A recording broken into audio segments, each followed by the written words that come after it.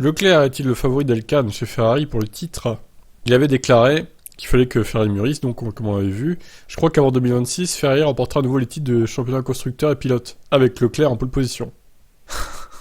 C'est pour ça que j'avais dit d'ailleurs, Carlos Sainz appréciera. Alors on a interrogé Mattia Binotto sur ça, évidemment. Est-ce une façon claire de positionner le Monégasque en tant que numéro 1 de la Scuderia?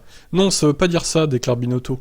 Je pense que ce que notre président vous a dit, si vous regardez la saison en cours, Charles était en moyenne plus rapide que Carlos, et a été souvent en pole position. Mais l'ambition des deux pilotes, l'ambition finale est de gagner. Pour les deux, le championnat, et je pense que Carlos est un bon pilote.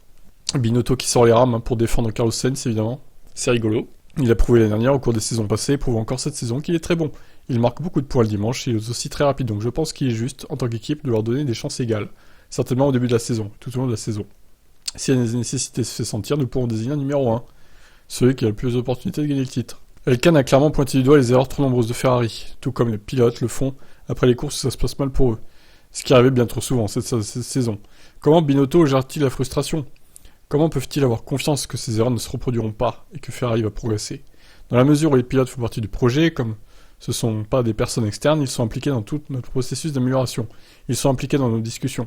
Ils sont impliqués dans notre examen après les courses et ils sont impliqués en temps réel pendant le week-end de course, quoi que nous fassions sur les stratégies. Ils sont impliqués dans les discussions que nous avons le dimanche matin et aussi pendant la course elle-même.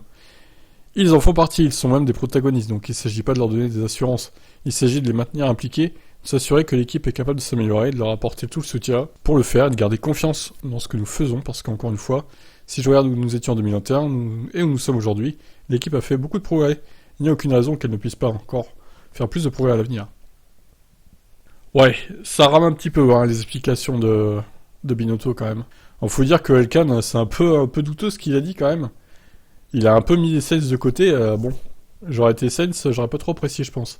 Vous en pensez quoi vous? Ciao.